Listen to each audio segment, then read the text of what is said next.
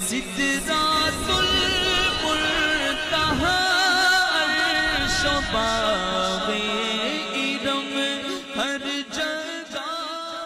कहने लगा अम्मा, बड़े मौलवियों को कहते सुना है कि कोई माँ का हक अदा नहीं कर सकता, आज मैं तेरा हक अदा करके दिखाता हूँ।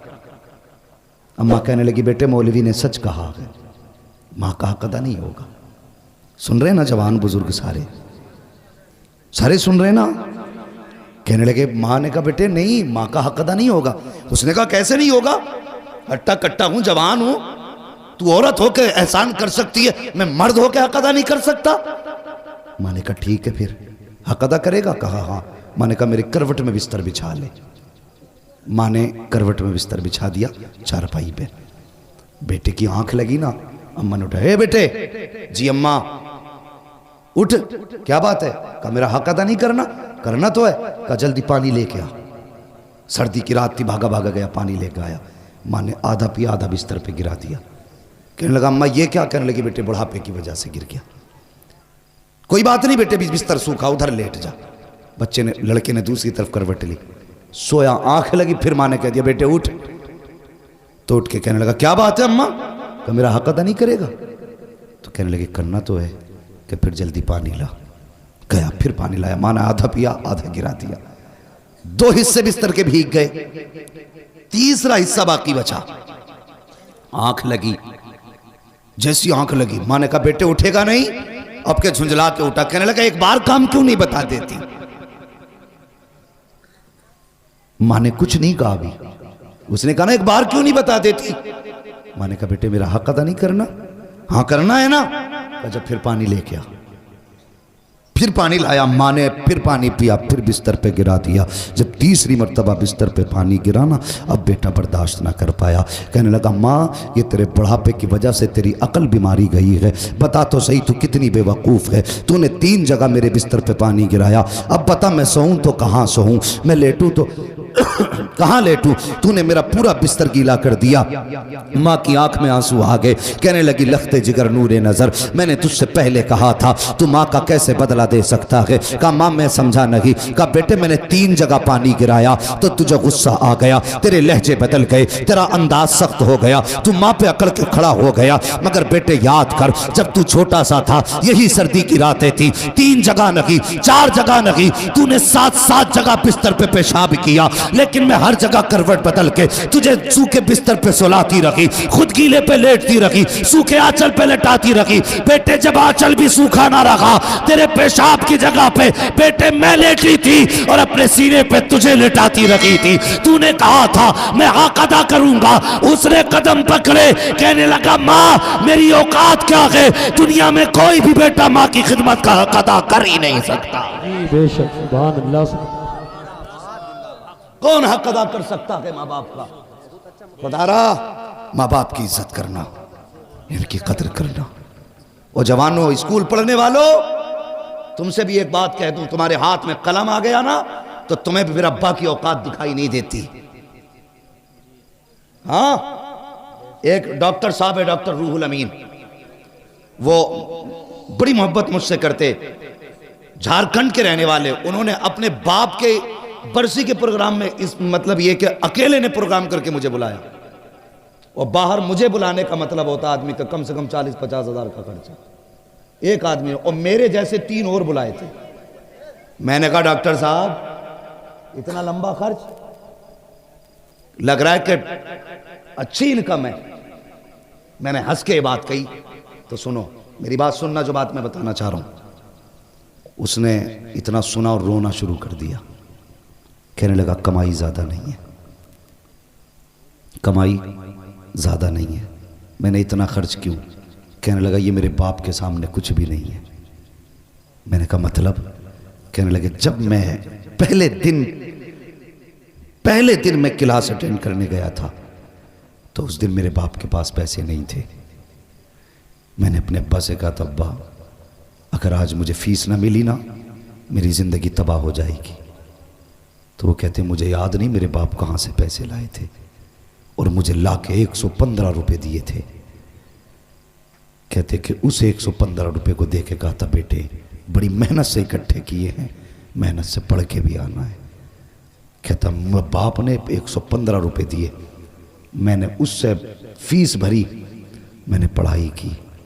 कहता बात ये नहीं मेरे पास पैसा कितना, बात ये कि जब मेरे बाप के पास कुछ ना था और मैंने मांगा था तो मैं नहीं जानता मेरे बाप ने कहाँ से ला के दिया था। आज मेरे बाप की बरसी है, मैं चाहता हूँ अगर जान भी उसके नाम पे लुटा दूँ ना तो बाप के उस एहसान का हक अदा नहीं कर सकता। ये बाप होता है। अगर तुमने कहा था अब्बा फीस भरनी है, अब्बा ने ज़मीन बेची, तुम्हारी फीस भरी है। अगर बाप नहीं माँ बेवा है और तुम्हारे स्कूल की फीस और किताबों का दिन आया है तो खुदा की कसम माँ ने कंगन और अपने नाक कान के जेवर बेच दिए, लेकिन तुम्हें कामयाब बनाया है। आज तुम्हारे हाथ में कलम है ना तो इसका जोर अपने बाप को मत दिखाना, इसका जोर अपनी माँ को मत दिखाना। तुम मास्टर बन जा, डिप्टी बन जा, कलेक्टर बन जा, कुछ भी बन जा, लेकिन जब माँ सामने आया करे तो बचपन का वही गुड्डू बन के आया कर, बचपन का पप्पू बन के आया कर, बचपन का छोटू बन के आया कर। तेरी शान कितनी भी बड़ी क्यों ना हो, जब माँ बाप के सामने आया करे तो छोटा हो के आया कर। अगर थक के आया करे इनके कदमों में बैठ जाया कर। खुदा की कसम 5 स्टार होटलों में भी वो सुकून नहीं मिलता है जो माँ बाप के कदमों में सर रख के बैठने के बाद मिला करता है। अल्लाह तौफीक दे तो अपना वक्त माँ बाप के साथ गुजारना, माँ बाप के साथ गुजारना। तुम पढ़े हो, कुछ बने हो तो माँ बाप की मेहनत का नतीजा, माँ बाप की मेहनत का नतीजा। कितने बाप बेटों की फीसें भरते भरते मर गए। हाँ, कितने बापों ने मजदूरियों में अपनी जानें गंवा दी ताकि बेटा धूप न बर्दाश्त करे। कभी भट्टों पे जाके देखो मजदूर लोग 60-60 ईंटें कमर पे लेके कैसे चलते हैं। क्यों? उनके पेट नहीं भर पाएंगे जब तक 60 ईंट नहीं उठाएंगे। एक आदमी तो कहीं भी पेट भर लेता है, लेकिन जब किसी भी मजबूर मजदूर को देखो ना समझ लेना इसके पीछे कोई ना कोई मजबूरी है। या तो बेटे के शौक मजदूरी करा रहे हैं या फिर बेटी की जवानी मजदूरी करा रही है। हाँ, हमेशा अपना सुख न देखना, कभी दूसरों का दुख भी देख लेना। हम खेत कटवाते हैं ना, खेत तो कहते हैं हाथ किसका तेज चलता, ताकि 300 देकर 500 रुपए के धान कटवा ले। अगर कोई कमजोर आ जाए, अल्लाह माफ करे, लॉकडाउन गुजरा, यूं तो सैयद भी हो, मिर्जा भी हो, अफगान भी हो, तुम सभी कुछ हो, बताओ कि मुसलमान भी हो। लॉकडाउन गुजरा तो कितनी तंगदस्ती लोगों पे आई थी। अल्लाह अकबर, ऐसा 2 लोगों पे कि 50-50 रुपए पे लोगों ने मजदूरियां की।